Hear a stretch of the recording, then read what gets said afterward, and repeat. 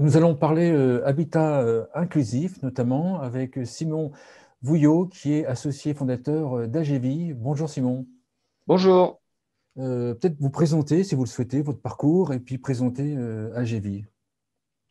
Alors, surtout l'entreprise AGV, parce que mon parcours est peut-être pas très intéressant. Sinon, pour dire que une de nos originalités, c'est que nous sommes trois associés fondateurs d'AGV et les trois, nous avons un parcours assez différent, assez diversifié et aucun des trois ne vient à la base du domaine gérontologique. C'est peut-être aussi pour ça qu'on a mis en place une structure assez innovante. Donc, nous sommes trois associés. L'un était banquier, moi j'étais ingénieur de l'équipement. Donc, vous voyez, je construisais des routes et des ponts. Le troisième était professeur de compta. Mais ce qui nous Oui. a à un moment relié les trois, c'était une proximité de travail et intellectuelle avec une personne que certains connaissent peut-être, qui s'appelle Paulette Guinchard, qui nous a quittés il y a quelques semaines. Ça a fait un peu la une parce qu'elle a fait le choix de mettre fin à sa vie en le disant par un suicide assisté.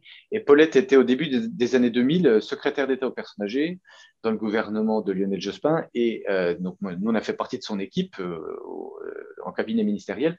Et c'est l'équipe qui a mis en place un certain nombre de textes fondateurs de la Géronto, la loi de 2002 sur le médico-social et la loi APA.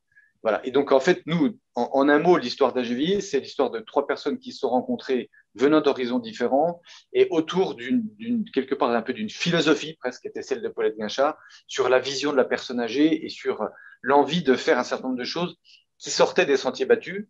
Et ce qui est intéressant, c'est que 15-20 ans après, on s'aperçoit que alors qu'au départ, on était sur des choses originales, on est presque en train de devenir, c'est presque inquiétant pour nous, un peu la pensée dominante et comment dire, des solutions que maintenant on considère comme pas magiques, mais bon, quelque part un peu à la mode, entre guillemets. Voilà. Donc il faut s'inquiéter quand on devient à la mode, mais en tout cas, c'est comme pas inintéressant de s'apercevoir que les idées qu'on avait au départ ont été confrontées à la réalité, donnent des choses qui aujourd'hui, maintenant, sont acceptées. Et d'ailleurs, il y a même eu un rapport récent sur l'habitat inclusif. Donc, j'ai interviewé les deux rapporteurs. Euh, Oui. si on peut expliquer très brièvement le logement proposé par AGEVI. Alors, AGV, vraiment, l'idée est forte. J'ai dit logement. C'est logement, accompagnement. C'est les deux. C'est-à-dire que moi, j'aime bien définir AGV par rapport à la réponse à un besoin. Ce besoin, c'est quoi? On va prendre une personne imaginaire, mais représentative de centaines de milliers, peut-être de millions de personnes âgées en France. Madame Martin, elle a 89 ans, elle habite chez elle, elle a envie de rester chez elle, mais malheureusement, elle arrive au bout de son parcours dans son domicile. Pourquoi? Parfois, c'est parce que le logement est, entre guillemets, mal fichu, mais le plus souvent, c'est parce que notre Madame Martin, elle a besoin d'accompagnement. C'est-à-dire que chez elle, elle a peut-être déjà l'ADMR ou une association d'aide à domicile qui vient plusieurs fois par semaine. Elle a peut-être déjà du portage de repas, elle a peut-être sa famille qui l'aide, mais malgré ça, c'est plus possible parce qu'à un moment, je suis seul chez moi, j'ai besoin d'accompagnement, je n'arrive plus à faire mes courses, à faire mes repas et ainsi de suite. Donc, le besoin auquel on répond, c'est cette personne qui, à un moment, dit, bon, je ne peux plus rester chez moi, c'est bien dommage, c'est un vrai deuil, c'est une vraie déchirure quelque part. Qu'est-ce que j'ai comme possibilité? Et nous, ce que nous souhaitons faire, et ce que nous faisons chez AGV, c'est de dire, écoutez, Madame Martin, on vous propose autre chose que l'EHPAD, une autre possibilité qui est différente. On ne dit pas que c'est mieux, c'est différent. Mais ça répond sans doute à votre attente par rapport à plusieurs aspects, parce que, un, c'est encore du domicile. Ah, certes, vous allez déménager, mais c'est encore du domicile. Deux, il y a un logement, et là, par rapport à l'aspect logement, qui est bien fichu, parce qu'il a été conçu exprès pour ça en colocation, j'y reviendrai. Et trois, surtout, on a un accompagnement très fort à côté de ce logement qui va vous permettre de retrouver de l'autonomie, en tout cas qui va nous permettre de répondre à votre besoin d'assistance. Et là, c'est du matin au soir et du soir au matin. C'est-à-dire pour se lever, pour se laver, pour s'habiller, pour aller aux toilettes, pour le ménage, pour faire les courses, pour faire les repas, pour l'animation, pour le lien social, pour venir la nuit si vous avez un souci sur appel, descendre pour voir si vous êtes tombé ou s'il y a un souci. Voilà. Tout l'accompagnement, 24 heures sur 24 et 365 jours par an. Donc, AGV, l'idée, c'est un nouveau logement en colocation avec un accompagnement. Et les deux sont indissociables et les deux sont utiles parce que si vous n'avez pas l'accompagnement, vous pouvez avoir le logement le mieux fait du monde. Madame Martin, elle ne pourra pas rester chez AGV. Et en termes de public, pour parler à peut-être des gens de la profession à qui ces éléments parlent, notre Madame Martin moyenne, on va dire, en maison AGV, elle est GIR 3,5, on va dire, hein, c'est-à-dire en dépendance moyenne, hein, même si on a en maison AGV des gens, des personnes GIR 2, donc en dépendance forte, et aussi quelques personnes autonomes, mais ça reste relativement rare. C'est-à-dire que le cœur du public auquel la maison AGV s'adresse, ce sont des Madame Martin ou des Monsieur Martin, parce que même à 90 ans, on a encore, Dieu merci, quelques messieurs, hein, même si notre métier, c'est beaucoup un métier qui est pratiqué par des femmes pour des femmes, parce que ce sont des auxiliaires de vie femmes qui s'occupent beaucoup de vieilles dames. Hein. Donc la Madame Martin moyenne en maison AGV, on va dire elle a 90 ans, elle vient habiter dans la colocation, elle a l'accompagnement pour tous les jours, et je terminerai par là, elle a le plus souvent un espoir qui est de pouvoir terminer ses jours dans la maison AGV. Et quelque part, nous, ce qu'on avait envie de mettre en place, c'était ça. C'était une solution où, certes, j'ai 90 ans, je déménage, et c'est pas facile de déménager parce que j'ai déjà beaucoup d'habitudes, mais je vais pouvoir garder mes habitudes et je vais pouvoir terminer ma vie à domicile avec un espoir qui est de ne pas être obligé d'avoir l'étape suivante qui serait l'EHPAD. Et dans la pratique, ce que nous vérifions chez AGV, c'est que nous avons une majorité de personnes, une grande majorité de personnes qui arrivent à finir leur jour dans le nouveau domicile qu'est la maison AGV. D'accord. Alors, j'ai beaucoup de questions. Le logement en colocation, chaque personne a une chambre, j'imagine, ou un mini-studio. Vous allez me dire si j'ai raison. Et ensuite, il y a des parties communes. Alors, en fait, il faut imaginer vraiment une colocation, comme comme tout le monde la connaît, par exemple, pour des étudiants. C'est-à-dire que vous avez un appartement et c'est un grand appartement privé. Tout est privé. Tout est privé aux habitants, donc aux colocataires.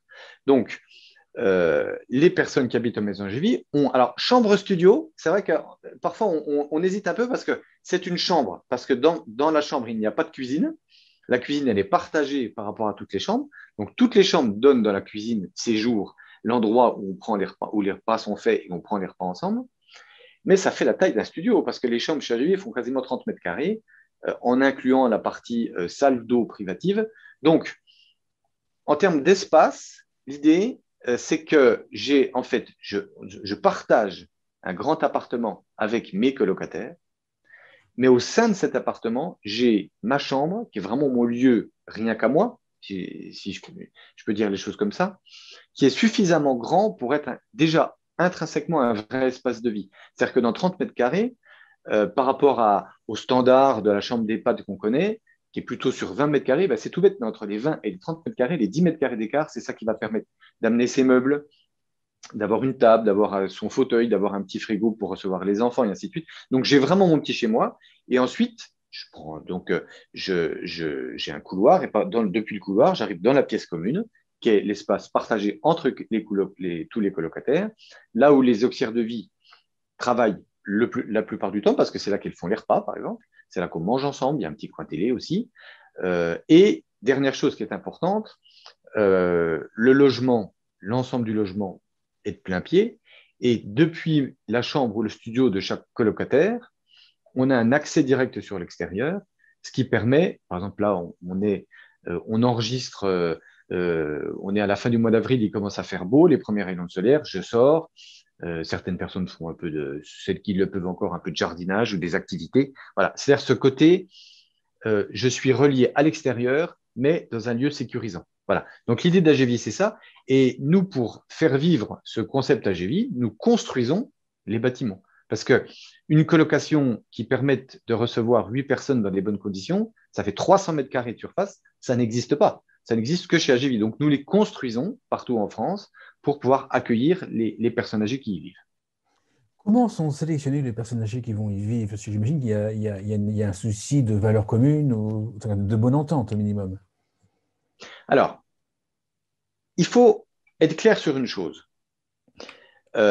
Nous autres Français, nous sommes quand même, nous n'avons pas spontanément un mode de vie communautaire. Ça veut dire que Madame Martin, dont je parlais tout à l'heure, elle ne s'est pas levée un matin en disant j'ai envie de vivre en colocation. L'intérêt de la colocation, c'est l'aspect service. L'intérêt de la colocation, c'est comme on va partager des auxiliaires de vie, on va pouvoir, à un coût très raisonnable, se procurer un accompagnement 24 heures sur 24. Donc, la première motivation des personnes qui viennent chez nous, c'est d'abord de pouvoir avoir un accompagnement fort, puisque chez HV, nous sommes capables de délivrer au sein de la colocation un accompagnement 365 jours par an, 24 heures sur 24, qui au final coûte globalement, loyer, tout compris à la personne, est déduite de l'ordre de 1 600 € par mois. Donc, ça reste très raisonnable comme coût et on peut même dire d'une certaine façon, on ne peut pas trouver moins cher. Alors, donc, la motivation première, si vous voulez, on ne va pas sélectionner les gens sur une envie de vivre en colocation, on va plutôt accueillir des personnes en vérifiant que par rapport à leurs besoins d'accompagnement, les personnes peuvent effectivement, j'allais dire, trouver leur bonheur en colocation HGV, c'est-à-dire nous, la capacité à bien les accompagner par rapport à leurs besoins, et elles, la capacité à en faire leur nouveau domicile et être heureuses dans le lieu. Donc, il n'y a pas de profil type, il n'y a pas de sélection, il n'y a pas de test, il n'y a pas non plus de cooptation, il y a simplement une envie d'accueillir les personnes qui ont vocation à venir chez nous avec une idée qui est de répondre localement à un besoin local. La maison à JV type, elle va être dans une commune de 1500-2000 habitants, un centre-bourg, un chef-lieu de canton, ou une commune, par exemple, en périphérie d'une grande ville, et elle va s'adresser aux gens du coin, en fait. On s'aperçoit que la plupart des personnes qui vivent en maison JV proviennent d'un rayon qui est de l'ordre de 10-15 km autour de la maison, des fois moins. Souvent, ce sont des gens du village ou du quartier. Et c'est important parce que si je suis du village ou du quartier, j'ai trouvé une solution près de chez moi, je conserve mes habitudes et même souvent, c'est pas rare dans les maisons d'avoir des personnes qui se connaissaient d'avant. J'ai même en tête un exemple d'une dame qui est dans un lieu qui avait toujours vécu dans la commune, qui avait l'école était à côté. Enfin voilà, c'était son environnement. Donc l'idée, c'est aussi de ne pas se couper de ses racines. Donc pour répondre à votre question, nous, notre approche chez AGVI, c'est plus de montrer en quoi consiste le concept AGVI, d'interroger les gens pour voir si effectivement ça répond à leurs besoins et ça répond à leurs attentes. Et si ça répond à leurs attentes, et si nous estimons que nous sommes en capacité de bien accompagner la personne, j'ai envie de dire, bienvenue chez vous et inventer la vie qui va avec, parce que d'une colocation à l'autre, l'ambiance, le contexte, la vie quotidienne va être très différente. Aujourd'hui, on ouvre des maisons HGV partout en France, alors qu'initialement, nous étions dans notre région d'origine, la Franche-Comté. Ça s'entend peut-être à mon accent. Nous sommes des provinciaux, des francs-comtois. C'est sûr que la vie dans les maisons HGV en Bretagne ne sera pas exactement la même que dans le sud-ouest ou qu'en Franche-Comté. Voilà. Mais ça, c'est quelque part, nous apportons un cadre qui est sécurisant, qui est apaisant. Puis après, les gens viennent comme ils sont et habitent le lieu et le pratiquent comme ils ont envie de le pratiquer et de l'habiter. Les raisons pour lesquelles les personnes viennent chez AGV ou dans l'habitat inclusif, c'est, si j'ai bien compris, c'est l'état de santé en premier et c'est pas forcément la solitude. Ou c'est les deux, ou d'autres critères. Alors, en premier, je pense que effectivement, il y a les deux. Il y a deux facteurs déclenchants qui souvent coexistent. Il y a l'état de santé, je parlerai plutôt du besoin d'accompagnement, parce que si on dit état de santé, on renvoie à une dimension médicale, alors que ce n'est pas forcément un problème médical, c'est un problème d'accompagnement. J'ai besoin d'aide pour. Voilà. Après, il y a la solitude. Vous savez, on s'adresse à des personnes qui en moyenne ont 89 ans. Souvent, ce sont des personnes qui ont déjà un long parcours de vie seule. Par exemple, on a des dames qui ont perdu leur mari, des fois 10, 15 ans auparavant. Donc, l'effet de solitude, il est important. Ce qu'on constate, et c'était l'idée initiale d'AGV, c'était que même si je suis seul, souvent, tant que je peux me débrouiller, j'arrive quand même, je vais quand même rester dans mon domicile précédent. Donc, souvent, le vrai, comment dire, le vrai déclencheur, c'est le besoin d'accompagnement. Alors, ça, c'est une vraie question parce que ça nous replace globalement dans ce que maintenant les pouvoirs publics appellent l'habitat inclusif, hein, le paysage de l'offre, qu'est-ce qu'on offre aux personnes âgées comme perspective, comme possibilité de choix, avec pour nous notre idée qui est de dire il faut que la personne puisse choisir. Hein.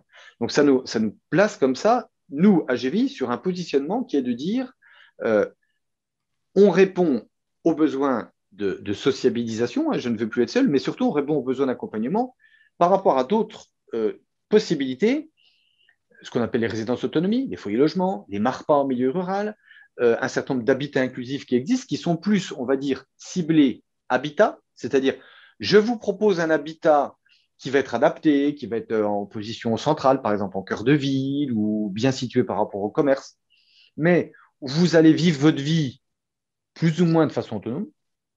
Et AGVI qui est sur l'idée de dire je vous propose un habitat qui est aussi bien sûr adapté, mais surtout avec cet accompagnement. Et je pense qu'il faut qu'on ait, en tout cas nous c'est la vision qu'on défend, c'est de dire il faut redonner la liberté de choix à la personne âgée. Pour qu'elle ait une vraie liberté de choix, déjà il faut écouter son besoin, il faut qu'on ait en face de ça une palette de l'offre qui soit très large pour que chacun puisse venir choisir en fonction de ses envies, de ses besoins, de ses moyens financiers, parce qu'il y a aussi évidemment l'aspect financier, et de son parcours de vie. Et si on prend le spectre très large, on va dire à un côté du spectre, on a les offres qui sont plus autour de l'habitat, hein, comme j'expliquais tout à l'heure. À l'autre extrémité, on a l'EHPAD, qui est une offre qui est très concentrée sur la dimension de service. J'ai un service très fort qui va permettre d'accompagner, y compris la grande dépendance. Et on sait que les maisons de retraite sont en train d'évoluer depuis 20 ans et cette évolution va continuer vers des lieux de fin de vie pour personnes très dépendantes, parce que c'est comme ça que la société évolue. Hein. Et entre les deux, et à GVI, nous, c'est ça notre souhait, c'est de répondre à cette demande un peu intermédiaire, de dire je suis trop dépendant pour continuer de vivre dans un domicile classique, mais j'ai envie d'une solution qui reste domiciliaire, un chez-moi, parce que la notion de chez-soi, c'est quelque chose de très important, un chez-moi où je vais pouvoir continuer de vivre normalement, garder le plus possible mes habitudes, rester dans mon village, avoir, par exemple, c'est tout bête, dans ma maison GV, on a beaucoup de personnes qui viennent avec leur chien, leur chat, leur poisson rouge. C'est extrêmement important pour une personne, en tout cas quand elle en a envie, quand elle en a besoin, avec cet accompagnement. Voilà. Et nous, dans le cadre du développement de l'habitat inclusif, nous, à GVI, nous militons pour une vision du paysage de l'offre à la personne âgée qui consiste à dire ayons plein de solutions, n'ayons pas peur des expérimentations. Nous disons au pouvoir public, laissez-nous expérimenter, laissez-nous innover, laissez tout le monde innover, pas que HB. Et en fonction de ça, les personnes âgées vont venir faire leur choix et construire leur parcours de vie. Arrêtons de nous faire croire dans ce pays qu'on sait ce qui est bon pour les vieux, pour parler de façon claire. Écoutons-les, regardons leurs besoins, donnons-leur la liberté de parole et la liberté de choix, et ce sont eux qui vont construire leur parcours. Et ça paraît évident parce que d'ici 5, 6 ans, 10 ans maximum, vont arriver en dépendance les cohortes, ce qu'on a appelé les baby-boomers, qu'on appelle maintenant les papy-boomers, qui sont les gens de la génération de 68, qui sont profondément, culturellement ancrés dans cette notion de choix. Donc, je pense que c'est ça aussi. Alors, AGV, vous savez, c'est une petite structure qu'on a créée à Besançon. On n'avait pas forcément imaginé un tel succès parce qu'aujourd'hui, on a 85 colocations qui existent partout en France. Et d'ici quelques années, on en aura 300. Donc, on se développe très fortement. Pourquoi on se développe très fortement? Parce que ça fait sens pour les gens. Parce que justement, de plus en plus, les personnes âgées veulent être acteurs de leur vie. J'ai parlé de Paulette Guinchard en commençant, c'était quand c'était ma patronne, je me souviens, quand elle était ministre, elle disait toujours arrêtons de croire que les personnes âgées sont contentes parce qu'elles sont simplement bien nourries, bien lavées et bien soignées. Ce qui était un peu l'idée des hospices ou des maisons de retraite à l'ancienne il y a 20-30 ans. Maintenant, c'est plus ça. La personne âgée, elle veut être acteur de sa vie, actrice de sa vie. Donc, voilà, nous défendons cette idée d'un paysage varié et d'une liberté de choix. On a un terme, moi, que j'aime bien employer, parce qu'on est un peu militant quelque part aussi dans notre approche chez GVI, c'est je vieillis, je choisis. Voilà. Je vieillis, j'ai 90 ans en moyenne. C'est pas marrant d'avoir 90 ans. Je sais que je vais bientôt mourir. Je sais que j'ai des pertes d'autonomie, des pertes de plein de choses. mais je veux continuer à choisir, à prendre mes risques, à vivre normalement et à être acteur de ma vie. Ça, c'est quelque chose de fondamental. Quelque part, nous inscrivons cette démarche-là et je pense que c'est une demande qui va de plus en plus s'exprimer fortement et à laquelle il faut répondre. Qu'est-ce qui fait que chez AGV, l'espoir de finir sa vie chez AGV est plus important qu'à domicile? C'est quoi? C'est l'aménagement? C'est le fait d'être en colocation avec d'autres personnes? Donc c'est le côté social? Ou c'est les services qui sont proposés? Il y a les trois. Il y a les trois. Alors, l'aménagement, c'est évident parce que quand le logement est bien conçu, ça aide. C'est évident. L'aspect social, c'est très important. Alors, nous sommes en train d'initier un programme de recherche avec des chercheurs du CNRS, de la faculté à Besançon, qui sont pilotés par un monsieur que j'apprécie énormément, qui s'appelle le docteur Aubry, qui est quelqu'un qui a fait qui est gériatre de formation et qui a un certain nombre de programmes de recherche justement sur la dimension sociale, en quoi est-ce qu'elle concourt au bon vieillissement. Donc ça c'est évident, le contact social. Un exemple tout bête. Le nombre de personnes, le nombre d'enfants qui nous disent oh, bah, vous savez, ma maman, le soir, elle mange pas grand-chose, elle est toute seule, elle regarde la télé, une biscotte et au lit. Et donc, bah, écoutez, ok, très bien, on note. Hein. Et puis, la personne arrive à Maison Jolie, on fait le bilan au bout de 6 mois, on s'aperçoit que souvent, c'est un indicateur tout bête, mais souvent les gens prennent du poids. Parce que simplement le fait de manger ensemble, quand on est en colocation, vous mangez, c'est une petite structure. Hein. On est 7-8 autour de la table. Moi, je dis toujours, culturellement, ça renvoie, souvent on a des personnes qui sont de génération, il y avait encore des familles nombreuses, ça renvoie à la famille nombreuse d'avant. Donc on mange ensemble, le côté social, évidemment, ça stimule, on a envie de manger plus. Voilà. Donc ça, c'est très important. Et puis l'accompagnement. Parce que l'accompagnement, c'est quand même, là, on est dans le dur. Il faut aider les gens du matin au soir. Alors, le modèle économique d'AGV, il est simple. Je vais vous l'expliquer, c'est très simple à comprendre. 1 heure d'aide à domicile dans ce pays, ça coûte à peu près 21 euros de l'heure, à peu près. Vous faites appel à toute structure d'aide à domicile, 21 euros de l'heure. Vous prenez une personne qui va payer, et c'est ce que nous, on facture en termes d'aide à domicile chez AGV, 1 400 euros par mois. 1 400 euros par mois, ça équivaut à peu près 2 heures et demie par jour. C'est-à-dire que pour 1 400 euros par mois, moi, si je suis chez moi tout seul, je vais avoir un passage d'une structure d'aide à domicile, 2 heures et demie par jour, schématiquement, on va dire 1 heure le matin pour me lever, me laver le petit déjeuner, 1 heure le soir pour le repas du soir et puis me coucher, et puis une demi-heure pour le repas de midi. Voilà. C'est déjà un bel accompagnement. 1 400 euros par mois, c'est un vrai coût. Ça veut dire que plus de 20 heures par jour, je suis tout seul. Voilà. Le modèle économique d'AGV, il est assez simple. On met en commun ces 1 400 euros par mois par rapport à tous les colocataires. Et ça nous permet d'embaucher 6 temps plein, des auxiliaires de vie diplômés, formés, accompagnés. Et ces 6 temps plein vont, avec des plannings évidemment, en se relayant, parce que c'est un métier, et les auxiliaires de vie, pour bien travailler, elles ont besoin d'avoir des temps de repos et ainsi de suite, vont permettre d'accompagner les personnes de 7h30 le matin à 8h30 le soir, tous les jours, et d'avoir la nuit toujours une salariée qui couche à l'étage, parce que comme les ONGV, elles habitent, certaines salariées ont un logement de fonction à l'étage, donc ça veut dire elle est au-dessus, ça me protège, c'est important psychologiquement, et moi j'ai un médaillon, et quand j'appelle, la salariée descend. Eh bien, voilà, l'idée d'AGV, c'est de dire, je vais accepter de venir vivre en colocation, ce n'est pas forcément mon souhait initial, mais le fait de vivre en colocation, de mutualiser à la fois un lieu de vie et un accompagnement, ça va permettre du coup d'avoir un niveau de service très fort.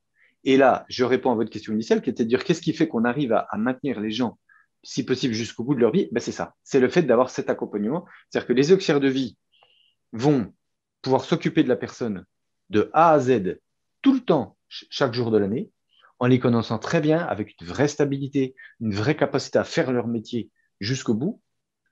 Et les familles, parce que souvent les gens ont des enfants ou des petits-enfants, sont quand même impliqués parce que comme on est dans une toute petite structure, c'est une colocation, avec le côté vie normale, le côté, j'allais dire, très convivial comme à la maison, eh bien les familles vont pouvoir jouer leur rôle, elles vont être délestées de la charge que peut représenter l'aide dans ce qu'elles peuvent avoir de quotidien est très fatigant. Parce que je crois que sur le fond, le rôle des enfants ou des petits-enfants, c'est pas de faire la toilette, c'est pas de faire le ménage, c'est même pas de faire les courses, c'est d'être dans le lien affectif, c'est de dire maman ou papa, viens, je vais t'emmener, on va faire une sortie. Alors, c'est sûr qu'en ce moment, avec le Covid, c'est plus compliqué, mais voilà. Et donc, chacun son rôle.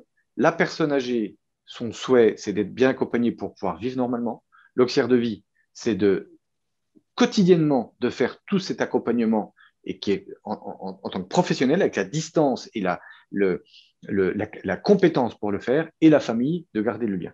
Parce que quand on écoute ce que nous disent les personnes, c'est un aspect important. Les personnes âgées souhaitent avant tout garder le lien avec les enfants, garder le lien avec la vie, avec la société. Vous voyez, par exemple, un truc, c'est tout bête, quand on construit une maison âgée, souvent, vous savez, il y a la façade qui regarde la rue, puis il y a la façade qui regarde le jardin. Eh ben, moi, j'ai remarqué un truc, c'est marrant, hein, c'est souvent, c'est les chambres côté rue qui partent en premier, que je demande en premier. Pourquoi? Parce que si j'ai 90 ans et que je ne peux plus bouger, vous savez, des fois, les gens, leur seule autonomie, ça consiste à faire le tour de la maison, parce que ce sont des personnes qui sont dépendantes. Eh ben, le simple fait de voir la rue, je suis déjà quelque part dans la vie, dans le mouvement, dans la société. Et voilà, c'est ça qu'on recherche parce que ça correspond à la demande de notre public. Si je suis résident chez AGV et que ma santé se dégrade et que je deviens un peu plus dépendant, qu'est-ce qui se passe pour moi? Ben, ça, c'est notre travail. Là, on est au cœur de notre travail d'accompagnant, c'est-à-dire quel est le besoin de la personne. Peut-être que cette personne, il y a 6 mois, elle faisait son lit, aujourd'hui, elle ne sait plus faire son lit. Il y a 6 mois, elle savait encore s'habiller, aujourd'hui, il faut l'aider à mettre ses vêtements. Peut-être même demain, elle ne saura plus manger toute seule. Il va falloir peut-être lui couper sa viande. Alors, elle saura encore, c'est des choses toutes simples du quotidien, elle saura peut-être encore prendre la fourchette, mais il faut lui couper sa viande, et ainsi de suite. Donc ça, c'est notre travail d'accompagnant, d'analyser ça et de répondre en s'adaptant. Parce que nos auxiliaires de vie, et ça, c'est aussi au cœur de notre modèle, c'est ça qui est intéressant, c'est que nos auxiliaires de vie sont en situation de responsabilité par rapport aux personnes qu'elles accompagnent. Et surtout, comme elles sont polyvalentes, comme elles font tout, eh bien, elles vont s'adapter en fonction des besoins. C'est-à-dire qu'avec une personne plus autonome, ben, quelque part, le rôle de l'auxiliaire de vie va être plus être dans le lien social, dans l'animation, dans, je ne sais pas comment, on lit le journal, venez voir, on va cuisiner ensemble, par exemple, venez nous aider à la cuisine, ou on va faire un atelier jardinage. Et puis avec les gens qui sont GIR 3, GIR 2, qui ont besoin de plus d'accompagnement, eh ben, on va être plus, entre guillemets, dans le dur, hein, les transferts, l'aide à la toilette, et ainsi de suite. Donc, il faut qu'on s'adapte à ça. Au niveau de la structure AGV, on a une équipe de 6 temps plein, plus des renforts si c'est nécessaire. Donc justement, on va pouvoir, nous, avec notre capacité d'analyse en tant que professionnel, être capable de dire, ben voilà, cette personne, elle a besoin de plus. On va pouvoir faire rentrer dans la maison un certain nombre d'acteurs qui vont concourir à l'accompagnement, des acteurs médicaux, le médecin, les infirmières, les kinés, des acteurs sociaux, hein, ça peut être simplement dans le cadre d'animation ou dans le cadre d'ateliers mémoire. Enfin voilà, tout. L'idée, c'est de s'adapter aux besoins de la personne pour répondre à son parcours.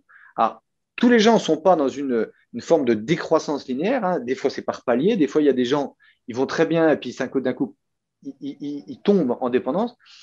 Et aussi, ça, c'est là notre rôle de professionnel, c'est d'être capable de dire à un moment, écoutez, on fait un constat, c'est que dans l'intérêt de monsieur un tel ou de madame un tel, on s'aperçoit qu'on est aux limites de notre accompagnement. Parce qu'un vrai professionnel, c'est quelqu'un qui sait, qui connaît ses limites. Euh, quel que soit le métier. Hein. Donc nous, notre capacité aussi, c'est de dire par rapport à la façon dont votre papa ou votre maman, par exemple, quand on parle avec la famille, a évolué, ben écoutez, là, malheureusement, il faut peut-être envisager, je vais prendre un exemple très concret, une personne qui est très désorientée, hein, avec des forts problèmes cognitifs. Si la personne est fugueuse, par exemple, ça, c'est une vraie question qu'on a en Maison Gélie. J'ai dit tout à l'heure, le studio, il a une porte aux fenêtres qui donne dehors. Si la personne est très fugueuse, qu'est-ce qui est bon pour elle? Est-ce qu'on on va fermer à clé sa porte-fenêtre? Peut-être, je ne sais pas. En tout cas, c'est une décision qui est très importante et qu'il faut qu'on prenne en réfléchissant avec la famille. Ou est-ce que c'est de se dire, bah, écoutez, malheureusement, cette personne, elle sera mieux dans une unité fermée parce qu'elle n'est plus capable de s'inscrire dans un lieu ouvert. Il faut une unité fermée. Vous voyez? Et c'est toujours toujours une réflexion individuelle.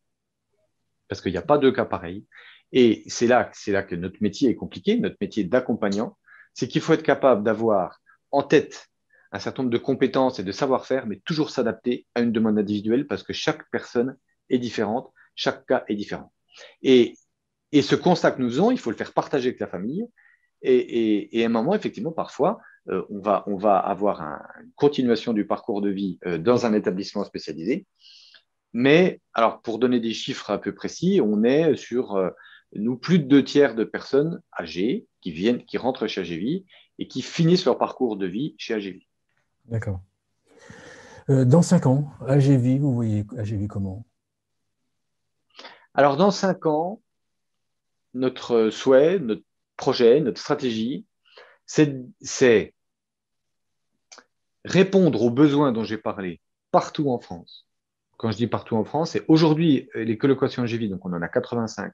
Dans 5 ans, on veut en avoir 300 dans pratiquement tous les départements de France, en tout cas en dehors peut-être des grandes zones urbaines parce que c'est plus compliqué, mais en tout cas, j'ai envie de dire dans tous les bourgs-centres, dans tout le territoire de notre pays, mais en restant les mêmes. Notre défi, c'est ça, c'est de grandir en restant les mêmes. De grandir en restant petit dans notre tête. Pourquoi petit dans notre tête? Parce que la structure de base AGV, c'est la colocation, c'est cette petite collectivité, hein, cette petite communauté donc des colocataires, 8 colocataires. Donc, on fait toujours des colocations par deux. Hein. J'ai vu, c'est comme les gendarmes, les maisons vont toujours par deux. Donc, 2 colocations de 8, ça fait 16 personnes âgées sur un site, 6 salariés. Ça, c'est la structure de base de la maison GV. On reste comme ça, on ne change rien, on reste comme ça.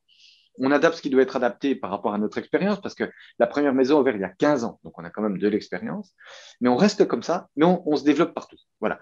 Alors, qu'est-ce qui fait qu'on peut se développer aussi vite et aussi fort? C'est parce que nous sommes maintenant suffisamment éprouvés dans notre fonctionnement pour avoir ce savoir-faire, notre savoir-faire fondamental, qui est construire, gérer les bâtiments et accompagner les personnes, et parce qu'on a derrière nous des partenaires qui croient en nous. Hein. Donc, notamment parce que vous savez, c'est tout simple, mais des bâtiments, il faut les financer. Donc aujourd'hui, quand AGV va voir un maire dans le Lot-et-Garonne ou dans le Finistère ou dans le Nord ou en Isère, ou dans la Meuse. Aujourd'hui, là, une nouvelle maison AGV ouvre dans la Meuse, dans un petit village, enfin, une petite commune de la Meuse. Nous avons cette capacité à nous développer parce que nous avons un groupement qui est constitué du groupe Corian, de la Caisse des dépôts, la Banque des territoires qui fait partie de la Caisse des dépôts et le Crédit Agricole, qui finance nos bâtiments partout en France. Et ça, je tiens à les en remercier parce que c'est des millions et des millions hein, en termes pour construire des bâtiments. Parce que développer l'offre pour les personnes âgées, ça passe aussi par ces dimensions financières très importantes. Et à partir de ce financement sur les bâtiments, nous avons notre capacité à construire, donc déjà à monter des projets avec les communes, en partenariat avec les communes. Une chose que je n'ai pas dite, mais qui est importante, c'est que quand on construit une maison AGV dans une commune, il y a une priorité pour les habitants de la commune. Toujours cette idée de s'ancrer dans le local. Et après, la maison va vivre dans la commune, les achats alimentaires, par exemple, vont se faire dans la commune, ainsi de suite. Donc, la capacité à construire, la capacité à accompagner, à recruter. Donc, ça, c'est un vrai travail. On se met en ordre de marche pour faire ce travail-là. AGV, cette année, c'est presque 500 recrutements. AGV, dans 5 ans, c'est 3000 collaborateurs, alors qu'aujourd'hui, on est 400 collaborateurs. Donc, il y a un vrai changement d'échelle. C'est à la fois très impressionnant et très motivant parce que quelque part, on est presque une start-up, AGV, en termes de développement. Hein. Mais en même temps, c'est une bonne nouvelle. Je veux dire, les personnes âgées créent de l'emploi, les personnes âgées créent de l'activité. Hein, parce qu'on vit toujours dans notre pays la vieillesse comme, oh là là, mon Dieu, c'est dramatique, comme si des hordes de cheveux gris allaient déferler sur la France et figer tout. Non, enfin, vous vous rendez compte le nombre de gens qui vont trouver partout en France des emplois, des vrais emplois à temps plein, à 35 heures, non délocalisables pour les personnes âgées, c'est un vrai science sociétale. Nous nous inscrivons dans une démarche sociétale. Alors, nous sommes des entrepreneurs, hein, on a notre activité à faire vivre et on souhaite continuer de pouvoir en vivre et la développer, mais ça s'inscrit dans un vrai mouvement sociétal. Dernière question, pour prendre un peu de recul, est-ce qu'il y a encore des blocages pour le plein développement de l'habitat inclusif en France? Oh mon Dieu, oui, plein, plein. Pour dire les choses en une formule, on est encore beaucoup trop dans ce pays, dans une logique administrative, avec une administration qui est, pour le coup, ancrée mentalement dans un schéma qui consiste à dire, vous, les personnes âgées, on sait ce qui est bon pour vous. Alors, on veut vous protéger parce que ça part toujours d'une bonne intention. Tu sais, moi, je suis moi-même, à titre personnel, un ancien fonctionnaire. J'ai aussi eu cette mentalité-là qui consiste à dire, écoutez, on sait ce qui est bon pour vous, on va vous expliquer, vous allez aller là, on va vous construire ça pour vous, ainsi de suite. Donc, les blocages dans notre pays, ils sont encore beaucoup autour de ça. Et c'est pour ça que moi, je défends une approche qui est centrée sur le besoin de la personne âgée. Comprendre son besoin, ça veut dire l'écouter. C'est une vraie révolution, ça. Paulette Guinchard, elle avait raison, elle disait, en fait, dans l'histoire de l'humanité, c'est très récent cette histoire d'avoir beaucoup de vieux. L'humanité, elle a 3, 4, 5, 20 000 ans, je ne sais pas combien. Il n'y a jamais eu autant de personnes âgées, il n'y a jamais autant de vieux. On sait intuitivement quel est le besoin de nos enfants. Hein, et pourtant, il a fallu au XXe siècle des gens comme Françoise Dolto pour qu'on commence à comprendre que le bébé, que les enfants, c'était des personnes qu'il fallait les écouter, qu'il fallait tenir compte de leurs besoins. Et on est seulement en train de comprendre que c'est la même chose pour des personnes âgées, qui sont pourtant des adultes. C'est-à-dire qu'il faut faire une révolution dans nos têtes. La révolution, c'est celle de comprendre les besoins, porter un regard différent sur la personne et par pitié, arrêtons de dire aux personnes âgées de ce pays, on sait ce qui est bon pour vous. C'est elles qui savent ce dont elles ont envie. Et si elles ont envie de prendre des risques, laissons-les prendre des risques. En maison AGV, quand on a un vieux monsieur qui nous dit, moi je sais que le médecin m'a interdit de boire un verre de vin à table parce que je suis diabétique, mais non de non, j'ai toujours bu mon petit verre de rouge à table et je veux continuer de prendre mon verre de rouge à table, ou bien je suis diabétique mais j'ai envie de pouvoir manger du gâteau avec mes locataires et je sais très bien que ça va peut-être me perdre 2 ans d'espérance de vie, mais c'est comme ça que j'ai envie de vivre, ben non de non, laissons-le vivre. Et si on pouvait dans ce pays euh, écouter les gens et libérer un peu les initiatives, après on verra. Il y a des solutions qui vont marcher, d'autres qui vont moins marcher, mais en tout cas, les gens choisiront. D'accord. Une conclusion à l'émission? Une conclusion, je pense que les choses sont en marche. Je pense que on est dans un nouveau paradigme. La société vieillit, ça inquiète beaucoup. On voit aussi les problèmes que ça peut poser par rapport au Covid, il faut protéger les personnes âgées, mais on est dans un nouveau paradigme et qui est d'inclure la personne âgée au cœur de la société.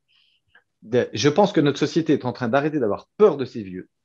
Du coup, comme elle a moins peur, elle va arrêter de les cloisonner, de les ghettoiser dans des endroits en marge de la société. Je pense que quelque part, je pense que la société inclusive est en marche. Alors ça fait un peu, comment dire, c'est presque un slogan commercial ce que je dis. Mais je pense que dans les têtes, les choses avancent.